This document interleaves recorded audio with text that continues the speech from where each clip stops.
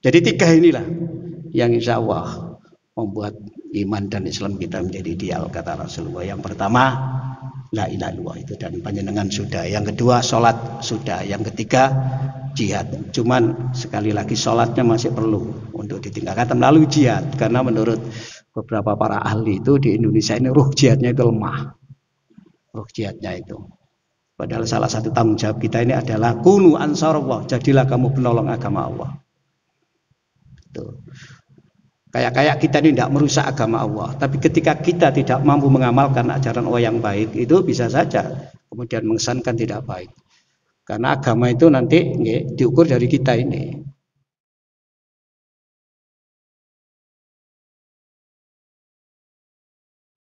Assalamualaikum warahmatullahi wabarakatuh.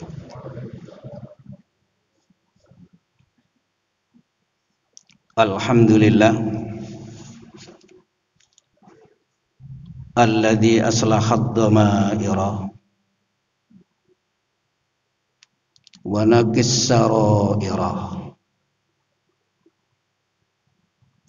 fa hadzal qalbal khaira ila tariqil basair. Asyhadu an la ilaha illallah wahdahu la syarika lah wa asyhadu anna Muhammadan abduhu wa rasuluhu la nabiyya ba'da.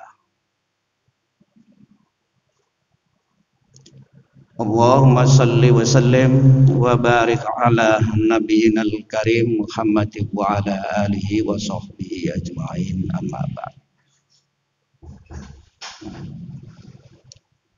Para jamaah rahimakumullah, alhamdulillah patut kita bersyukur kehadirat Allah Subhanahu wa taala pagi ini mengawali aktivitas kita di hari ini.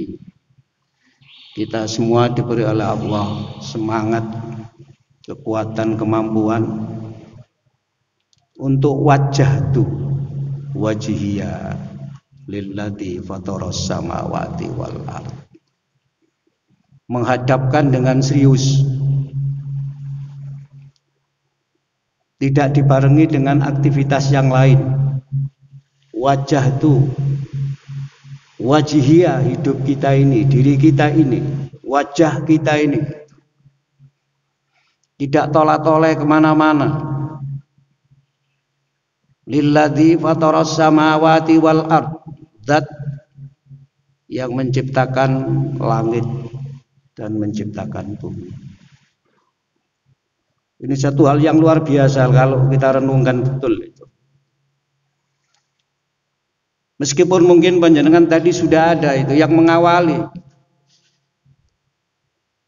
melakukan wajah tu wajhiya, tapi ini waktu yang oleh Allah ditetapkan agar kita memanfaatkan betul sebagai satu keharusan bagi kita orang-orang mukmin ini.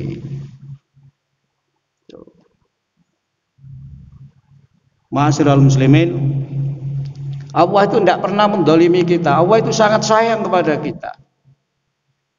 Sebagai hambanya yang oleh Allah dijadikan memiliki kemuliaan dibanding dengan makhluk yang lain, diberi kesempatan kita, bahkan diberi satu keharusan sehari itu 5 kali untuk bisa wajah itu wajhiya, bisa menghadap kepada Allah, bisa curhat kepada Allah, bisa dekat kepada Allah, bisa ketemu dengan Allah. Ini satu kasih sayang Allah kepada kita itu. Maka sangat beruntung kita semua yang pagi ini mampu untuk memanfaatkan kesempatan seperti begini ini, para jamaah sekalian. Jangan dianggap sholat yang kita lakukan ini semata-mata satu kewajiban. Kalau nggak wajib ya nggak saya lakukan, tidak seperti itu, tidak. Ini adalah kebutuhan kita. Oleh Allah sudah disesuaikan dengan fitrah kita itu sebagai manusia hamba Allah ini. Maka patut kita bersyukur, mudah-mudahan Allah senantiasa memberikan semangat kepada kita, itu kekuatan, kemampuan pada kita untuk senantiasa wajah itu wajhiya. Walaupun mengawali sholat itu Bacaannya bisa bervariasi, ada wajah tuh, ada Allahumma ba'id baini, dan bahkan wajah tuh wajah itu sering dibaca Rasulullah dalam sholat lail, sholat malam, karena mengawali bertemu Allah, bukan sholat subuhnya tapi sholat malamnya itu. Bahasa kita sebagai pemanasan lah untuk memasuki waktu yang memang ditetapkan oleh Allah untuk bisa ketemu benar itu. Sehingga ungkapan kalimat yang dibaca Rasulullah itu wajah tu wajihia dalam sholat lail itu banyak kalimat itu. Kita bebas pakai itu juga boleh, pakai yang lain juga boleh. Yang penting yaitu yang diajarkan oleh Rasulullah kepada kita. Alhamdulillah, sekali lagi pagi ini kita bisa wajah tuh wajib. Zat yang menciptakan langit dan bumi, alam ini nggak ada yang bisa menciptakan alam ini. Tidak sedikit benda ini yang diciptakan oleh manusia ini lalu dianggap sebagai Tuhan. Dan banyak dalam sejarah umat manusia.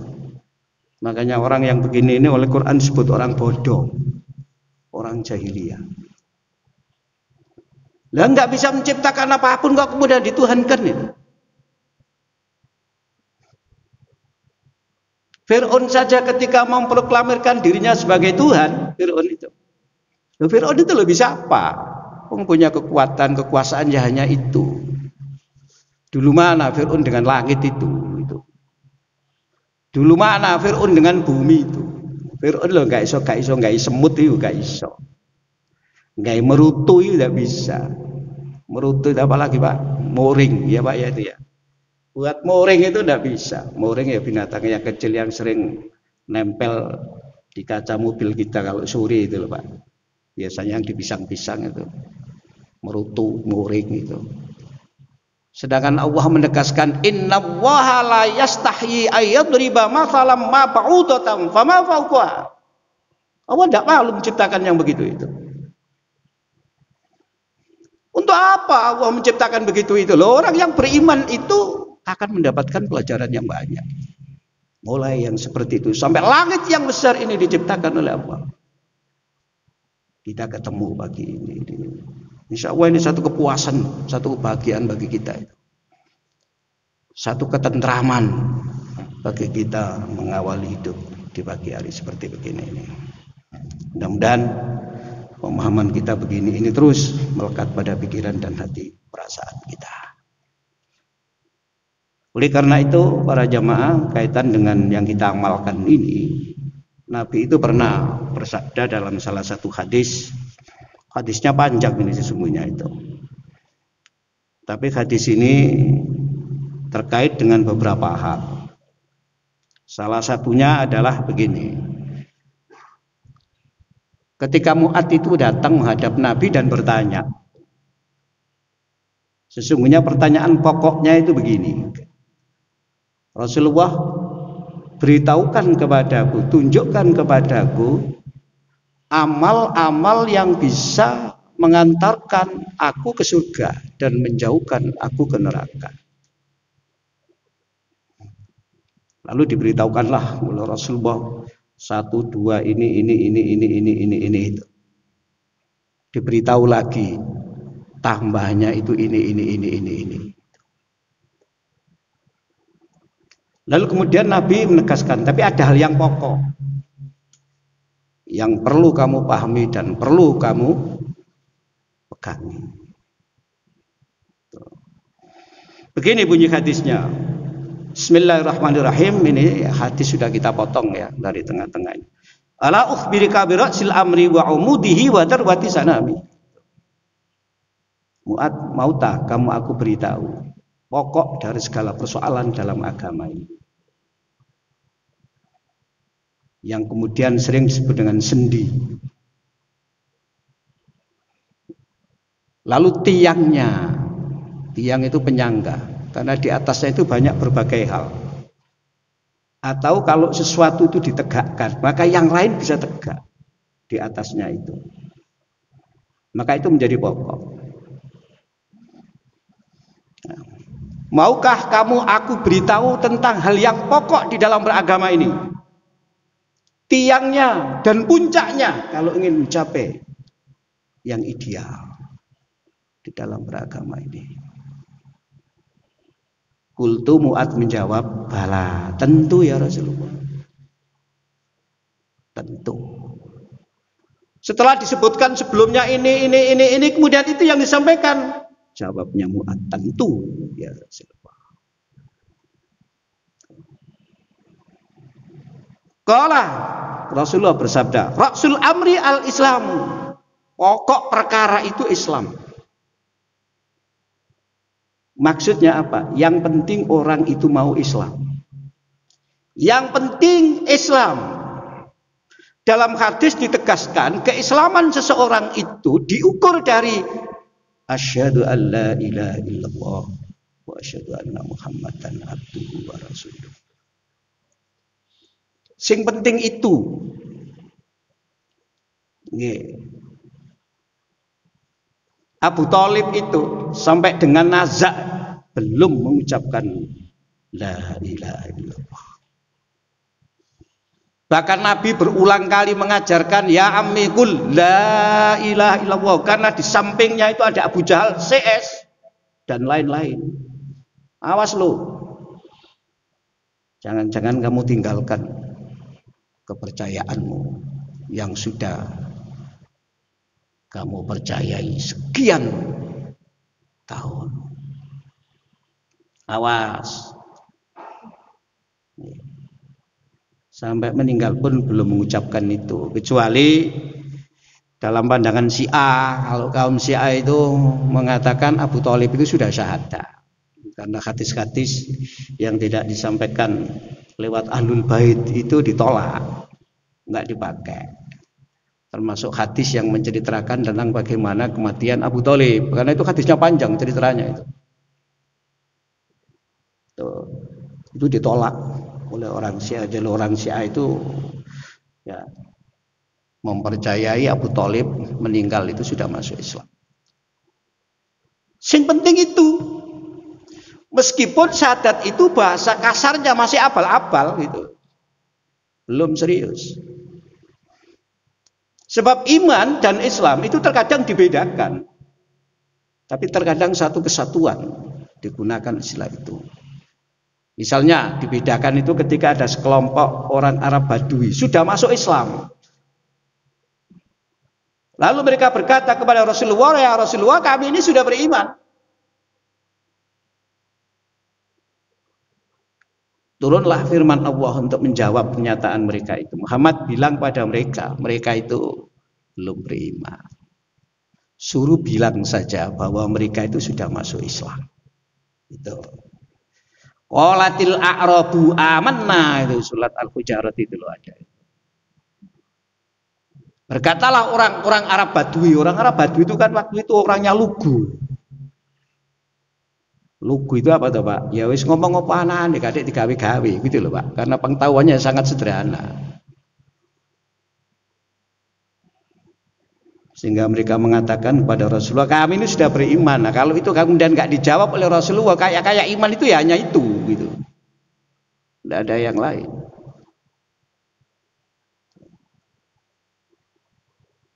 Kata Rasulullah, kamu belum beriman. Tapi katakan saja kamu sekarang ini sudah Islam. Ya kalau Islam ya sudah kamu. Loh kenapa ya Rasulullah? Kata Al-Quran, walamma yadkhulul imanu fi qulubikum. Iman itu sesungguhnya belum terpatri di dalam hatimu. Bisa hilang loh itu, bisa lepas loh itu. Maka yang penting itu pokoknya Islam. Islami ya apa? Islam itu kan berkualitas. Dulu pernah kita sampaikan Clifford itu dalam bukunya Islam di Jawa, Islam of the Jawa itu penelitian Islam terutama di Jawa Timur waktu itu. Di Jawa Timur beberapa lokasi yang dipakai untuk melakukan penelitian, misalkan Pare, di Pare itu. Lalu kemudian hasil penelitian beliau itu dilaporkan dalam sebuah buku. Ternyata kualifikasi orang Islam itu setelah dipetakan, tipologinya itu ada 3. Ada Islam abangan, ada Islam priayi, ada Islam santri.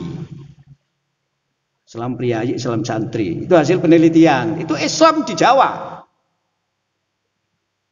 Ono sing abangan tapi Islam abangan, diberi label abangan. Tuh. Nih. Ono Islam tapi priayi itu. Islam tapi santri itu istilahkan dengan sebutan begitu itu. Itu bukunya bisa dibaca itu, terjemahkan bahasa Indonesia kok bukunya. Udah lama buku itu, Pak, udah lama. Nah, tapi Islam, abangan Islam, tetap Islam. Bukan kafir, enggak. Islam, tapi abangan. Dalam Quran banyak tipologi orang-orang Islam itu dengan berbagai istilah di dalam Quran. Islam tapi munafikun.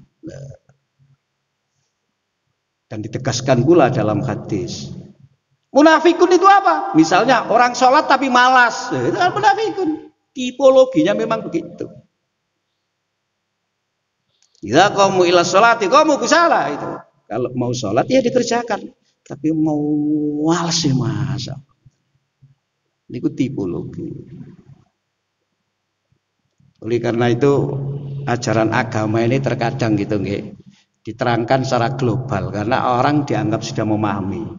Tapi untuk orang yang belum memahami betul, nah nas-nas yang seperti begini ini terkadang dipahami sangat sederhana, padahal tidak sederhana. Kayak la ilaha illallah itu. Dalam salah satu riwayat itu diterangkan begini, Abu Hurairah itu pernah mendengar Rasulullah bersabda, siapa yang mengucapkan la ilaha illallah dijamin masuk surga.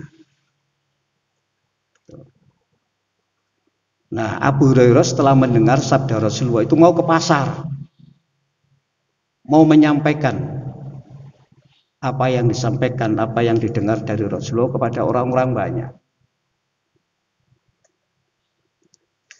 Di tengah jalan ketemu Umar. Umar itu kan termasuk sahabat yang cerdas, kritis Umar itu.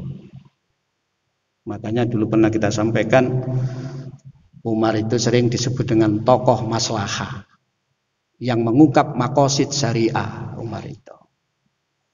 Dengan kecerdasan Umar itu terkadang pola pikir Umar ini sulit diikuti oleh sahabat. Maka ada sebutan khusus untuk pemikiran Umar yang nampaknya secara zahir itu kontroversi. Dikenal dengan fikih Umar. Nah itu. Kontroversi itu kayak secara zahir itu bertentangan dengan Quran. Kayak. Lalu itu dikumpulkan oleh para ulama, kemudian diberi judul kitabnya itu dengan fikih Umar. Dikumpulkan banyak masalahnya itu fikih Umar. Kayak misalkan mu'alaf tidak diberi zakat, coba panjenengan. Padahal zakat itu kan ajaran yang luar biasa itu untuk membangun pemberdayaan itu luar biasa. Zaman Nabi loh. Miskin itu apa itu? Fakir itu apa? Kalau sudah fakir, miskin itu kan ditanggung oleh zakat selamanya, selama dia itu miskin supaya berdaya selama-lamanya itu. Coba panjenengan lu mu'allaf itu gak diberi sama Umar. Maka Umar dianggap tidak mengamalkan Al-Quran. Jawabnya Umar, loh saya ini malah justru mengamalkan Quran. Nah, gitu. Kenapa? Sebab Umar mampu mengungkap di balik yang tampak dalam nas itu. Itu yang kemudian dikenal dalam kajian usul fikih namanya maqasid syariah. Asrarut tasri', rahasia di balik penetapan ketetapan yang telah ditetapkan oleh Al-Quran maupun hadis. Umar yang mampu mengungkap begitu itu. Saat itu loh, saat itu. Sekarang kan banyak, kan usul fikih sudah ditulis sekarang. Apalagi ada istilah kontemporer, itu kan terkait dengan dinamika perkembangan saat ini. Sehingga fikih itu kan ada fikih kontemporer. Air itu kalau dibahas dalam fikih klasik itu ya, air itu sebagai alat bersuci. Hubungannya dengan ibadah, wudhu, menghilangkan najis itu. Tapi dalam fikih kontemporer lebih luas daripada itu, tidak hanya itu air itu. Apalagi seperti sekarang, sulitnya air bersih didapatkan oleh beberapa daerah di Indonesia. Wah, itu fikih kontemporer Pak, itu namanya itu. Jadi kalau panjenengan membuka kitab fikih yang lama itu, yang klasik bahasanya itu, fikih klasik istilahnya begitu, bukan fikih kontemporer. Air itu ya dibahas dalam toharo, air itu. Ya hanya itu dalam toharo. Sebagai alat untuk bersuci, untuk wudhu, menghilangkan najis, gitu. Untuk mandi, itu. Begitu fikih kontemporer. Oh, lebih luas daripada itu. Air itu bukan hal yang biasa-biasa. Air itu, misalnya air itu sumber kehidupan semua makhluk yang ada di alam ini. Begitu kata Allah di dalam Al-Quran. Itu fikih kontemporer itu. Nah, fikih klasik itu ya seperti itu, fikih klasik. Kembali kepada masalah tadi. Umar itu begitu. Ketemu Umar, ditahan. Loh, kamu mau kemana? Saya mau ke pasar. Ada apa? Saya sampaikan apa yang disampaikan oleh Rasulullah. Siapa yang mengucapkan la ilaha illallah masuk surga. Dan itu betul, hadisnya itu betul. Enggak salah itu. Dan insya Allah dalam kajian tauhid itu sering muncul itu hadis-hadis begitu itu. Bahkan berapapun dosanya orang itu, sebesar apapun, sebesar langit, sebesar bumi, diampuni. Tapi ditahan oleh Umar. Jangan disampaikan sembarangan ini nanti bahaya. Coba saya tak tanya Rasulullah dulu. Abu Hurairah diajak kembali menghadap kepada Rasulullah. Umar mengatakan begini, Rasulullah, benarkah Rasulullah menyampaikan hal yang demikian kepada Abu Hurairah? Ini hebatnya Abu Hurairah itu kan begitu kan. Seperti yang sudah sering kita ketahui, Abu Hurairah itu masuk Islam 3 tahun sebelum Rasulullah wafat. Tetapi Abu Hurairah itu ya bisa meriwayatkan banyak hadis dari Rasulullah. Sampean bisa lihat di kitab Musnadnya Imam Ahmad. Karena kitab itu memuat hadis-hadis berdasarkan sumber sahabatnya. Misalnya hadis Abu Bakar itu berapa jumlahnya? Hadis dari Umar itu berapa jumlahnya? Itu nanti jangan bisa melihat hadis dari Abu Hurairah itu berapa jumlahnya itu. Di situ tidak dibedakan ini dhaif apa, sahih apa, hasan, pokoknya sahabatnya, dari sahabatnya. Banyak Abu Hurairah itu. Sampai Abu Hurairah itu di dalam studi hadis sering mendapatkan kritikan dari para pengkritik kaum perempuan, kaum ibu, sebab hadis-hadis yang bernuansa dan bernada memojokkan perempuan menurut anggapan para perempuan itu bersumber dari Abu Hurairah. Yang banyak di situ. Lah pokoknya bisa keluar dari mulut Abu Hurairah begitu itu. Yang lain enggak. Tidak dari Aisyah itu loh Pak, yang banyak dari Hurairah. Misalkan hadis tentang bahwa wanita itu diciptakan dari tulang rusuk yang atas yang bengkok, sehingga sifatnya itu selalu bengkok. Kayak gitu-gitu itu. Hadis kayak gitu-gitu itu. Itu banyak bersumber dari Abu Hurairah. Jadi dalam studi hadis itu ya ini studi, bukan berarti sahabat itu dielek-elek nonda. Studi itu kan sesuatu yang dikritisi, itu studi itu. Studi. Ini hadis, karena hadis itu kan baru terkumpul 3 abad sesudah Rasulullah meninggal. Saat Imam Syafi'i itu hidup, itu hadis Bukhari itu belum ada, Sahih Muslim itu belum ada. Imam Syafi'i itu pertengahan abad kedua. Lah mereka ini abad ketiga, abad keempat. Hadis itu ya dari lesan ke lesan waktu itu. Nah, Abu Hurairah ditahan itu lalu menghadap kepada Rasulullah. Bertanya kepada Rasulullah, loh iya betul. Lalu Umar berkata kepada Rasulullah, ini maunya Abu Hurairah disampaikan pada orang banyak. Kalau orang banyak memahami hanya zahir yang disampaikan Abu Hurairah, maka Islam itu, iman itu, masuk surga itu hanya dengan modal mengucapkan la ilaha. Menurut saya jangan disampaikan kepada semua orang. Nabi setuju usul Umar itu. Akhirnya nggak jadi. Dari situlah lalu kemudian ada yang namanya pernyataan likulli maqalin maqam wa likulli maqamin maqal. Begitu itu. Setiap ungkapan itu ada tempat di mana diungkapkan, kepada siapa diungkapkan. Itu begitu. Wa likulli maqamin maqam, dan setiap tempat itu ada ungkapan yang cocok tempat itu. Di dalam studi hukum Islam, inilah yang kemudian dikenal dengan uruf.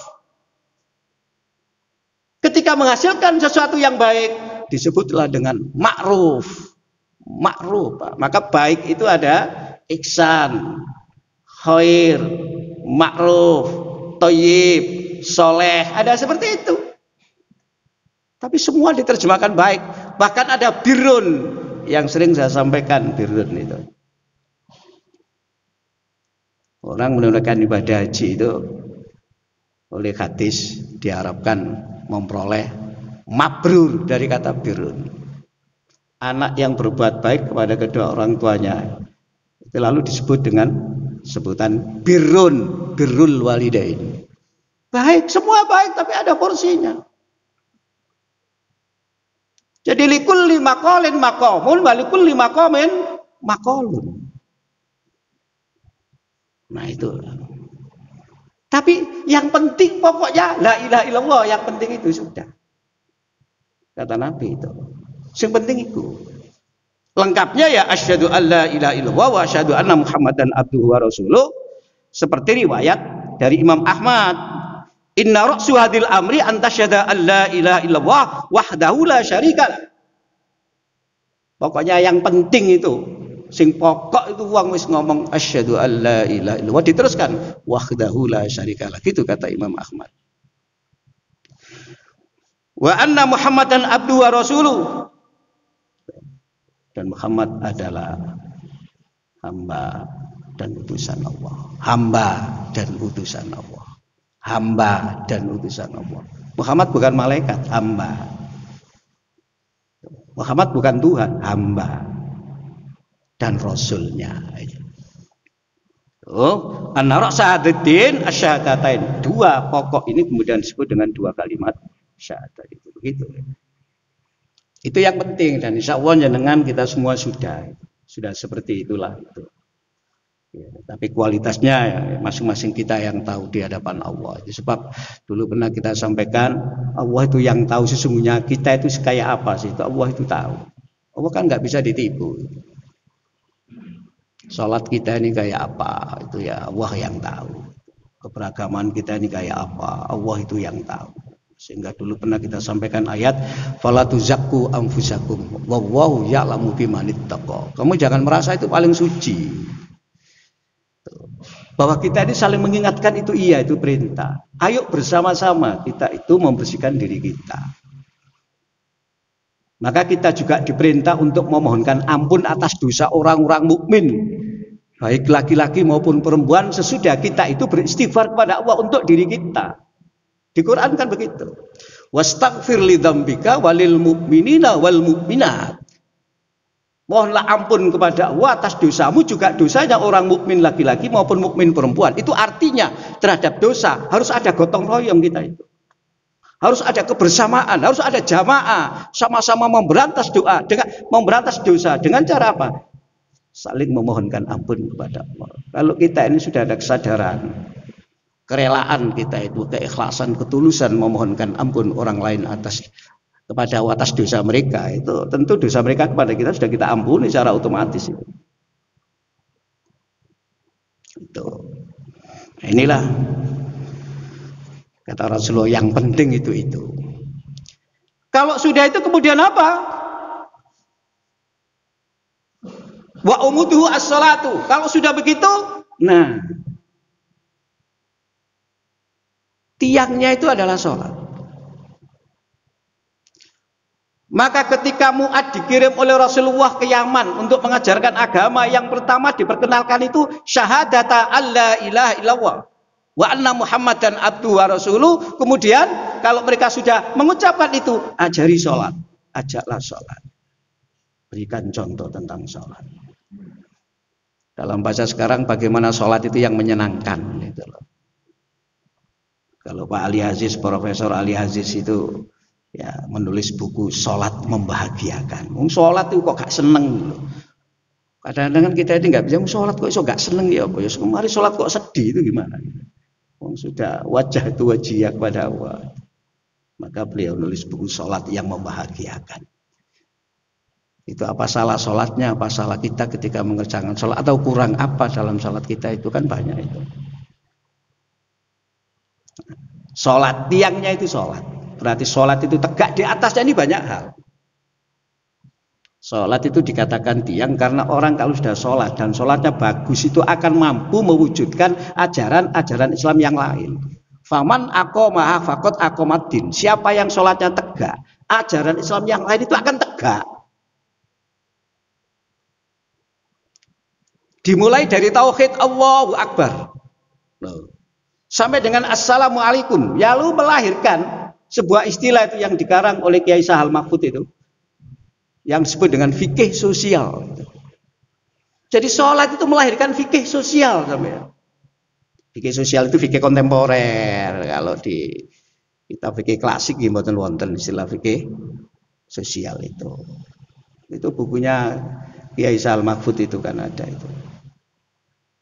Judulnya fikih sosial. Jadi dimulai dari Allahu Akbar, lalu assalamualaikum.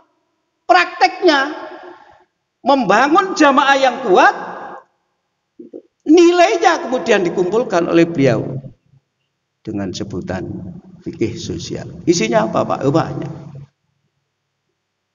Apa saja nanti akan muncul kalau sholatnya ditegak. Intinya karena Allahu Akbar. Orang sholat itu merasakan kebesaran Allah. Bagaimana tidak? Dia sudah berhadapan dengan Allah, sudah sangat dekat. Dulu pernah kita bahas wasjud waqtarib. Wasjud waqtarib. Sujud itu mendekat kepada Allah. Sujud itu mendekat kepada Allah. Dan saat itu saat yang paling dekat hamba ini kepada Allah. Saya tidak nerangkan bagaimana caranya sujud. Zaman wis iso.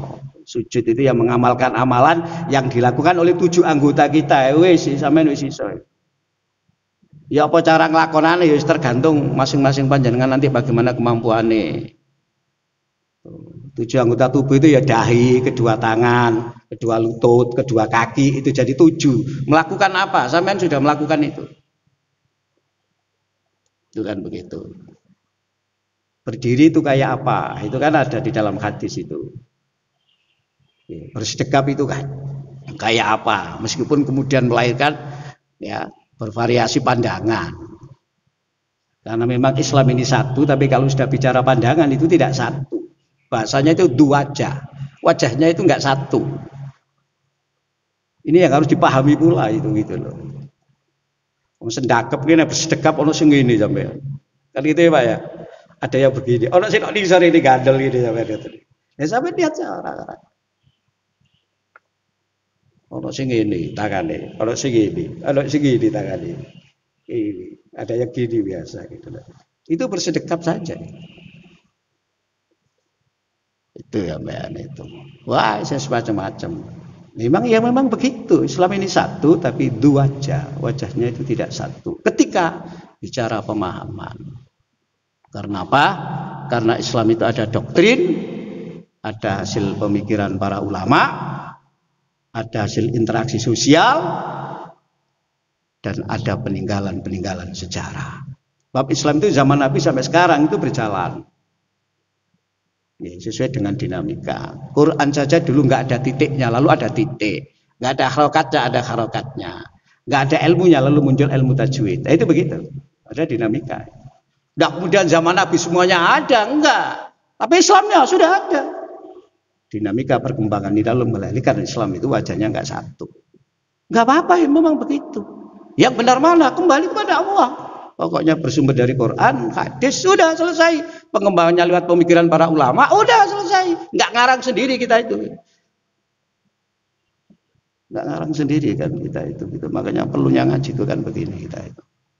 Nah, cuma kita aja yang kadang-kadang itu kalau sudah tahu ini kayak itu yang paling benar, yang lain itu enggak gitu loh, kayak begitu.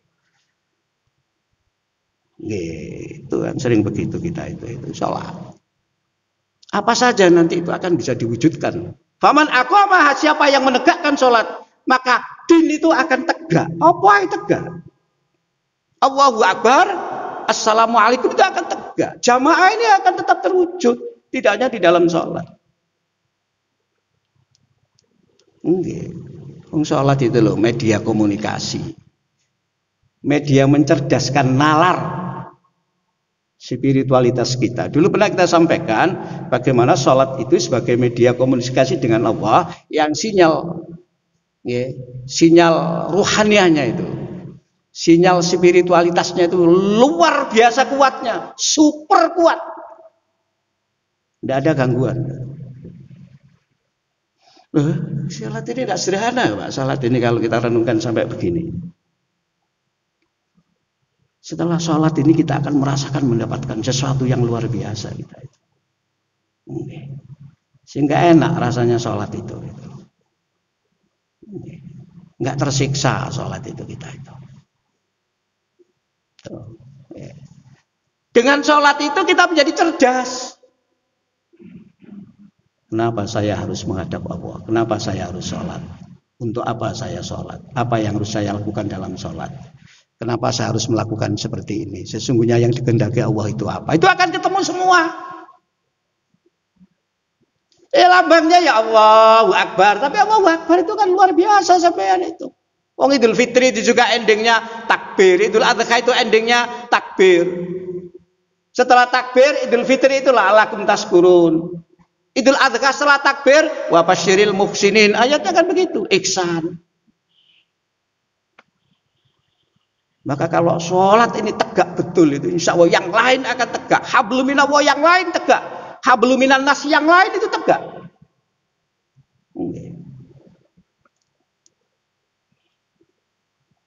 Orang itu loh marah itu kayak apa sih? Orang marah itu kayak apa? Solusinya itu insya Allah.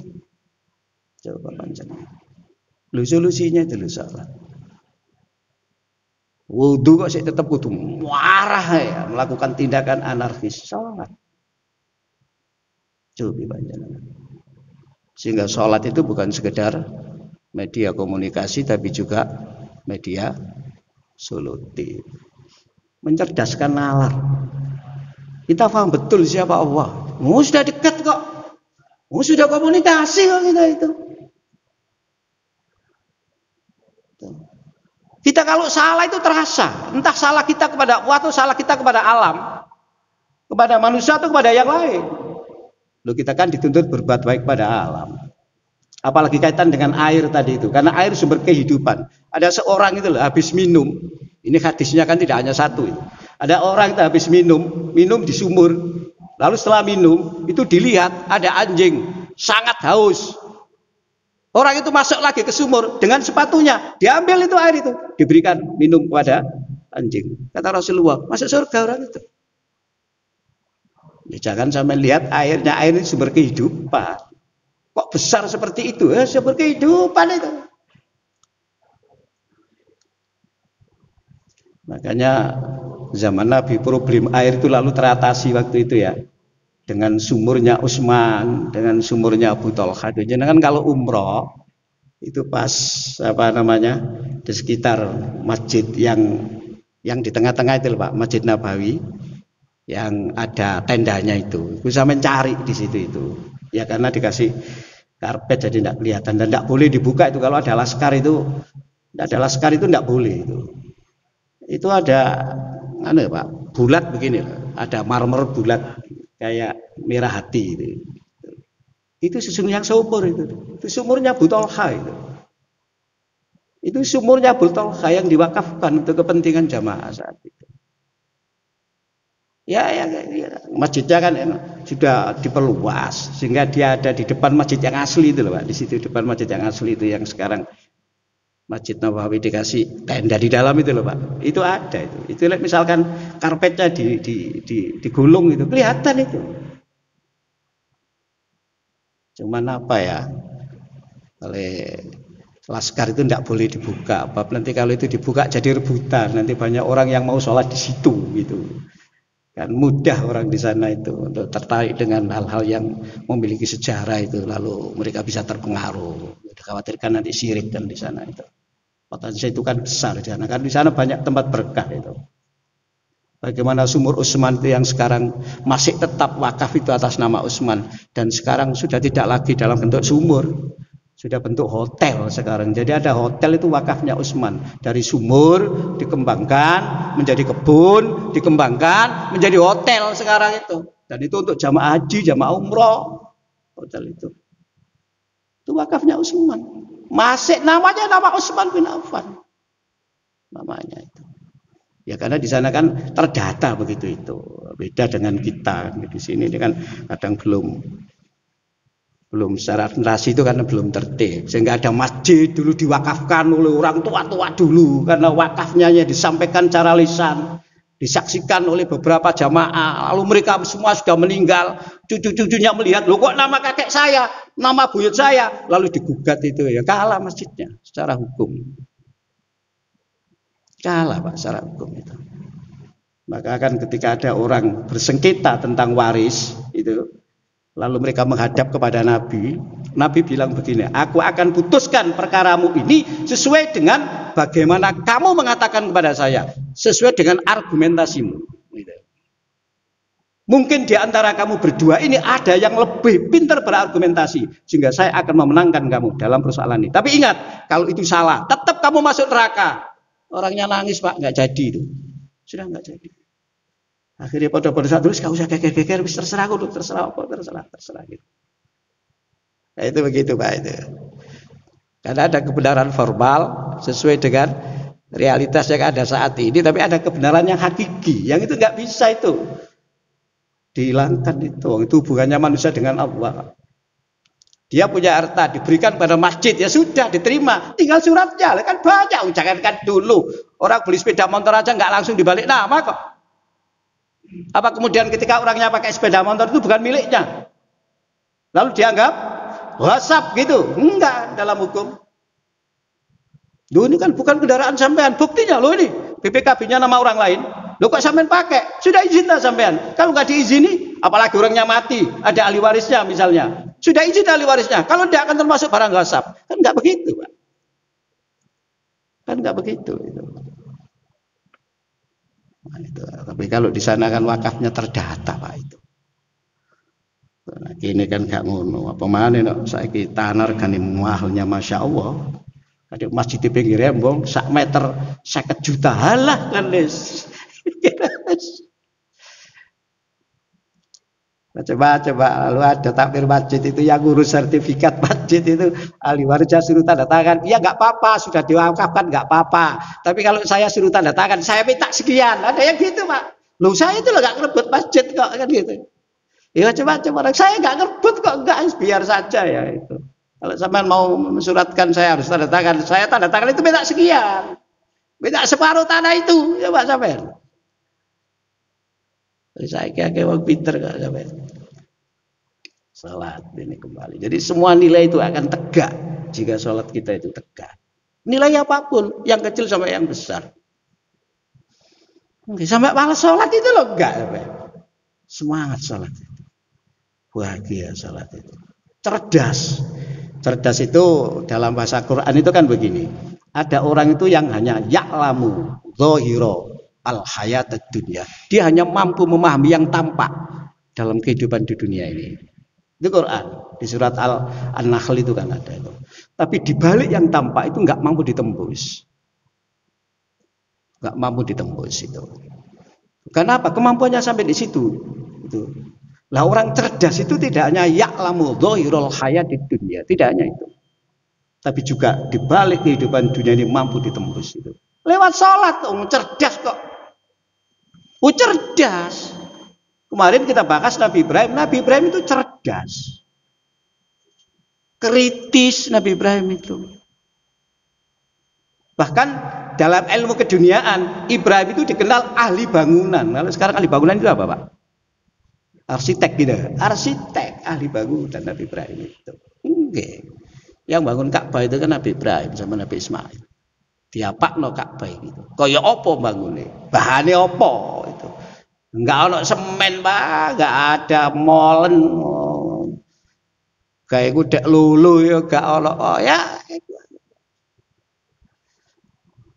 cerdas Ibrahim itu. Kalau enggak cerdas kan enggak mendapatkan banyak julukan. Kemarin ada dapat julukan yang kita bahas itu apa, Pak? Bapak monotisme, nggih. Abul Anbiya wal Mursalin, lalu proklamatul keadilan ilahi. Ini sholat. Media mencerdaskan nalar spiritualitas kita.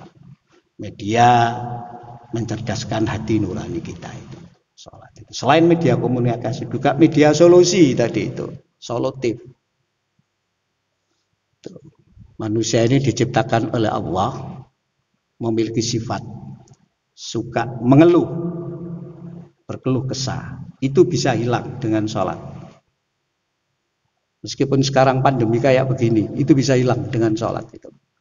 Maka dulu pernah kita sampaikan, bukan hanya protokol kesehatan yang harus kita amalkan dalam situasi seperti ini, tapi juga protokol ibadah, protokol istighfar, protokol doa, protokol dzikir, itu harus kita amalkan juga. Selain protokol kesehatan. Sebagai orang yang beragama dan beriman kita itu. Insya Allah kita akan punya paduan dan pedoman itu. Karena ada protokol kesehatan yang sudah jenengan amalkan, kita amalkan semua. Tapi kan juga di dalam agama, kalau protokol itu disebut satu istilah untuk kita pegangi dalam menghadapi kondisi seperti ini. Ada protokol ibadah, ada protokol istighfar, ada protokol dzikir, ada protokol doa. Sholat ini, kumpulan apapun sholat itu. Maka diharapkan sholat itu mampu mencegah dari perbuatan faksa dan mungkar. Ada faksa, ada mungkar gitu. Jadi semuanya tercegah. Yang masuk kategori mungkar itu apa saja, yang masuk kategori faksa itu apa saja, itu bisa tercegah. Kalau sudah bisa tercegah, berarti orang punya kemampuan mengendalikan dirinya untuk menjadi orang baik itu, insya Allah. Untuk menjadi orang ihsan, menjadi orang yang soleh, itu insya Allah. Oh, kemampuan pengendalian dirinya terhadap yang faksa dan yang mungkar itu ada kok melalui sholat. Sehingga prinsipnya pokoknya aku gak salah, aku gak salah, aku gak salah. Okay. Ya, memang apa ya, beragama ini perlu cerdas saya, Pak. Sirik saja loh sampean, sirik itu loh kata Nabi, sirik itu diibaratkan kayak semut hitam di atas batu hitam. Okay. Pada malam gelap gulita. Itu kalau dilihat dengan mata nggak kelihatan, Pak. Itu kalau nggak cerdas nggak tahu. Sirik itu potensinya ada pada diri masing-masing kita. Saya pernah sampaikan orang seperti panjenengan ini tidak akan nyembah patung, nyembah pohon, nyembah kuburan, nyembah keris, nyembah akik, insya Allah mboten, sampean mboten. Tapi kalau mengendalikan, tidak bisa mengendalikan nafsu kita dari hawa, kemudian hawa itu menjadi Tuhan kita, itu mungkin, karena itu ada pada diri kita masing-masing. Wanahan nafsa anil hawa itu kalau nggak ada kemampuan kita mengamalkan ayat itu mungkin fa amman toho. Jadilah kemudian kita itu menciptakan tohut pada diri kita. Fa atharul hayatad dunya. Nah, wujudnya antara lain orientasi hanya kehidupan dunia. Kata Quran itu. Dan itu potensi dalam diri kita ada. Maka limit sekali. Kita itu. Sehingga disilah perlu cerdas mengenali diri kita. Kesalahan itulah ada di pelupuk mata itu kita nggak tahu itulah saking ya opo deh kan kita kok wangil ya ini diperenungkan dari pelupuk mata di depan mata kok nggak tahu itu loh gitu. Berarti ada yang kurang kan dalam diri kita ini perlu kita itu cerdas Maka sholat ini bisa melahirkan seperti itu. Oleh karena itu mudah-mudahan sholat kita ini memenuhi banyak unsur ya, sebagai media komunikasi, ya, media mencerdaskan nalar spiritualitas kita, itu ya. Sholat juga sebagai media solusi. Kayak tadi itu orang mengeluh, kata Al-Quran dengan sholat, tapi sholatnya harus daimun. Sholatnya itu daimun. Sholat daimun itu antara lain salah satu pemahamannya adalah sholatnya selesai tapi zikirnya yang tidak selesai. Berdasarkan surat An-Nisa itu, fa idza qadaytumus sholata fadhkurullaha. Meskipun kau niku wis mari sholat, wis assalamualaikum, wis metu teko masjid, tapi tetap fadhkurullaha. Qiyaman saat berdiri, wa qu'udan saat duduk, wa ala junubikum saat kamu tidur. Saat kapan saja zikirnya jangan hilang. Nah, kita kan tidak, kita ini kan kayak selesai melaksanakan ya selesailah semua. Kadang-kadang kita ini kan berpedoman pada ayat yang keliru memahaminya. Kalau sudah selesai mengerjakan sesuatu pekerjaan, pindahlah ke pekerjaan yang lain. Kayak pekerjaan yang tadi itu sudah hilang, putus, nggak ada hubungannya. Kayak begitu. Fa idza faraghta fansab, kan begitu. Kadang-kadang dipahami kayak gitu. Mari kok ya wis mikir liyane gak mikir iku tok. Tapi Quran enggak begitu. Meskipun usia assalamualaikum, fadhkurullah itu jangan hilang. Itu yang kemudian dijadikan sebagai salah satu dasar memahami daimun. Salat yang terus-menerus itu begitu itu. Salamnya sudah, tapi zikirnya masih terus-menerus. Itu salat daimun dan susah Pak. Begini ini makanya salat dikatakan gampang ya gampang, berat ya berat. Karena yang mengatakan berat itu Quran. Fa innaha lakabiratun. Itulah kemudian kata Nabi yang ketiga kemudian kata Nabi wadarwatu sanami al jihadu. Orang bisa mencapai puncaknya, artinya ideal dalam beragama itu beriman itu kalau dia memiliki ruh jihad. Nah ini Master Mas'udi itu kan pernah menyampaikan sesungguhnya Muslim di Indonesia ini meskipun jumlahnya banyak tapi ruh jihadnya itu lemah. Menurut beliau loh, bukan menurut saya. Maka beliau kan pernah mengomentari sebuah pernyataan bahwa Islamisasi di Indonesia itu harus terus dilakukan. Tuh. Sebab nampaknya memang Islam di Indonesia itu sudah berkembang pesat, tapi sesungguhnya masih perlu secara kualitatif itu ditingkatkan. Tuh. Masih ada gap itu loh, antara realitas dengan idealisme ajaran Islam itu. Sehingga disinilah maka Islamisasi itu terus dilakukan. Sebab Islam itu ya'lu. Orang yang beriman itu a'launa akan menjadi orang yang unggul. Tapi realitasnya kan enggak. Dalam sejarah ya pernah itu. Nabi menapak ya, memantapkan keimanan, diteruskan sahabat, dikembangkan oleh para khalifah itu sampai kemudian mengalami kemajuan. Ditemukanlah banyak penemuan yang bermanfaat bagi kehidupan umat manusia ini. Sampai angka 1 sampai 9 itu loh yang menemukan itu orang Islam. Sampai Al-Baqi mengatakan itu kan karena diberikan isyarat dari angka 19 di Quran. Karena jumlah huruf Bismillahirrahmanirrahim itu kan 19 jumlah hurufnya. 19 itu 1 angka terkecil. 9 itu angka tertinggi. Sudah selesai. Tengahnya baru diisi. Tapi setelah ditemukan angka itu nggak bisa digunakan untuk menghitung. Ahmad bin Muhammad menghadiahkan angka 0. 0 itu bukan angka, nggak ada nilai tinggi rendahnya, tapi diperlukan untuk gandeng 1 sampai 9. Setelah itu baru disusun kitab Al-Jabr wal Muqabalah. Luar biasa itu. Itu para ulama itu yang menemukan itu. Saat itu ilmu kedokteran itu milik para ulama saat itu. Dokter belum ada Pak saat itu. Tapi pengobatannya sudah ada. Zaman manusia ini lahir sudah ada pengobatan. Zaman Nabi sudah ada. Maka ada buku yang berjudul Tibbun Nabi, pengobatan ala Nabi. Oh berarti Nabi itu dokter. Ya lek saiki disebut dokter, saiki. Kalau sekarang kan gitu kan. Tapi dokter kan sekolah Pak. Iki sing rada angel. Mergo nek biasa nek dokter gak disebut, tapi iso ngono disebut dukun utawa napa Pak? Terkun, dokter dukun. Wah, tadi saya ngakil sebut dukun. Sebab dukun itu terjemahan dari kahin, tapi nggak semua dukun masuk kategori kahin. Kahin itu syirik. Itu ya kadang susah itu. Kahin itu kan syirik Pak itu. Kalau sudah berhubungan dengan kahin itu. Nah, jadi Nabi itu berarti iya Nabi ngerti. Sampai namanya ruqyah, itu kan juga ruqyah syariah sekarang disebut. Itu adalah pengobatan Nabi. Bagaimana kemudian itu? Bukan ilmu saat itu yang kemudian dimiliki oleh seseorang menjadi satu keahlian. Enggak ya Nabi saat itu dimiliki. Ya, para sahabat sama seperti itu. Nah, jadi jihad Pak itu. Saya kira sampai di sini jenengan sudah tahulah jihad itu. Jihad itu kita artikan optimalisasi saja. Mengoptimalkan seluruh potensi yang ada supaya menjadi mukmin yang ideal. Gak usah kita pahami jihad itu perang kayak kemudian memerangi orang-orang non muslim pada zaman Nabi itu loh. Karena itu nanti terkait dengan konsep negara yang sudah pernah saya sampaikan.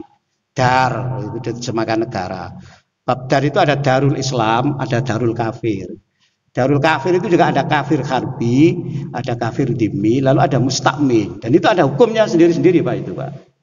Ada hukumnya sendiri-sendiri itu.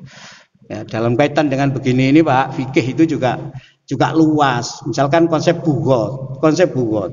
Orang yang demo ya kepada negara sampai merusak, bahkan punya keinginan menurunkan pemimpin. Itu termasuk bughod apa tidak? Itu kan akan diperdebatkan Pak. Dalam konteks sekarang. Dalam konteks waktu itu iya masuk bughod itu. Sehingga ada konsep baghos. Ini kan hal-hal yang terkait dengan kehidupan bertata negara itu. Jadi tiga inilah yang insya Allah membuat iman dan Islam kita menjadi ideal kata Rasulullah. Yang pertama la ilaha illallah itu dan panjenengan sudah. Yang kedua sholat sudah. Yang ketiga jihad. Cuman sekali lagi sholatnya masih perlu untuk ditingkatkan melalui jihad. Karena menurut beberapa para ahli itu di Indonesia ini ruh jihadnya itu lemah. Ruh jihadnya itu. Padahal salah satu tanggung jawab kita ini adalah kunu ansarullah, jadilah kamu penolong agama Allah. Tuh. Kayak kita ini tidak merusak agama Allah, tapi ketika kita tidak mampu mengamalkan ajaran Allah yang baik, itu bisa saja kemudian mengesankan tidak baik. Karena agama itu nanti diukur dari kita ini. Oleh karena itu kalau panjenengan melakukan studi, agama itu apa sih? Agama itu kan bisa bermakna dua, bisa beragama, bisa doktrin dan ajaran. Itu begitu pemaknaan agama itu. Sampai buka di komus ini, komus apa? Komus besar bahasa Indonesia itu ada itu. KKBI itu apa Pak itu? Ya itu sampai lihat itu. Itu pengertian agama kan ada nanti intinya itu aktif, ada bermakna pasif. Aktif itu ya beragama itu. Agama itu apa? Ya beragama itu. Sehingga kemudian ya wajar ketika orang mengatakan Islam kok begini itu karena melihat kita. Islam kok seperti barbar itu ya karena apa? Melihat kita itu. Tapi ada yang tidak itu, ada yang mengartikan agama itu ajaran. Jadi ketika orang kok begini berarti dia belum mengamalkan ajaran, belum beragama dengan baik. Gitu. Jadi bisa beragama, bisa bermakna doktrin, nilai ajaran itu kan begitu itu. Tapi insya Allah dengan tiga hal ini akan menjadi ideal kita itu. Mudah-mudahan kita senantiasa dibimbing oleh Allah, dilindungi oleh Allah, gitu ya, diberi kekuatan, diberi kemampuan untuk terus berusaha mengamalkan ajaran agama ini dengan penuh semangat, dengan landasan jihad kita itu dijauhkan dari segala hal yang membuat hidup kita ini tidak tenang, tidak tentram itu kita itu dijauhkan dari hal-hal yang bisa menyesatkan kita itu. Monggo kita berdoa. Ana sing takon ta? Ka ana nggih? Wis ka ana apa sing ditakokno. Fikih umum kok iki, hukum fikih amaliyah. Fikih kontemporer itu ya begini nih Pak. Selain gitu loh, fikih-fikih yang merespon ya dinamika perubahan dan perkembangan. Selain itu gitu. Tapi kalau sudah fikih amaliyah begitu itu tuh selalu ada pemahaman. Ya meskipun sholat tetap, misalkan sampean bepergian, namanya musafir. Musafir itu dalam konteks sekarang dimulai nolnya dari mana sampean itu? Sampai dikatakan musafir itu dari mana? Batas kota Sidoarjo, batas kecamatan baru, batas desa baru, desa PP Legi, apakah dusun PP atau dari mana? Komplek perumahan itu. Atau dari mana? Itu nggak pernah dibahas. Itu yang bahas kan fikih. Dari mananya itu loh Pak, nggak pernah dibahas. Musafirnya ada, bepergiannya ada, ketentuan sholat misalkan jamak qashar ada. Tapi dari mana orang itu bepergian? Nolnya itu dihitung dari mana? Lebih-lebih dinamika kayak begini ini. Kalau dari kota Sidoarjo berarti orang Waru, orang Bungurasi, nyabrang kali, nang Surabaya musafir. Kan itu, wong tarik teko Bungurasi durung. Lah ngoten Pak? Belum. Kalau yang dipakai ukuran itu kabupaten. Belum. Orang Siwalan Kerto nyabrang kali, mlebu nang perumahan, niki Kebu Permai itu Pak nggih. Kebu tadi nggih. Kebu Kiriman itu musafir gitu. Nggih. Tapi orang Waru teko tarik durung baru nyabrang sungai kan wilayah Mojokerto musafir. Kalau yang dipakai batas itu kota Sidoarjo. Itu kan tidak pernah dibahas itu sebenarnya. Tapi saya itu sering menghindari yang begini-begini ini kalau umum begini gitu. Kalau studi ya nggak apa-apa. Timbang jadi perbedaan itu sudah di otot-ototan. Kita kan kadang nggak begitu siap dengan perbedaan itu. Kadang-kadang begitu. Banyak Pak kali itu dikaji Pak. Dan itu memang terus dikaji, nggak apa-apa. Salah benar itu nggak jadi masalah untuk problem kita kok. Monggo kita berdoa. A'udzubillahi minasyaitonirrajim. Bismillahirrahmanirrahim. Alhamdulillahirabbil alamin. Hamdan yu'affi wa yukafi mazida ya rabbana lakal hamd kama yanbaghi li jalali wajhikal karim azim sultanik.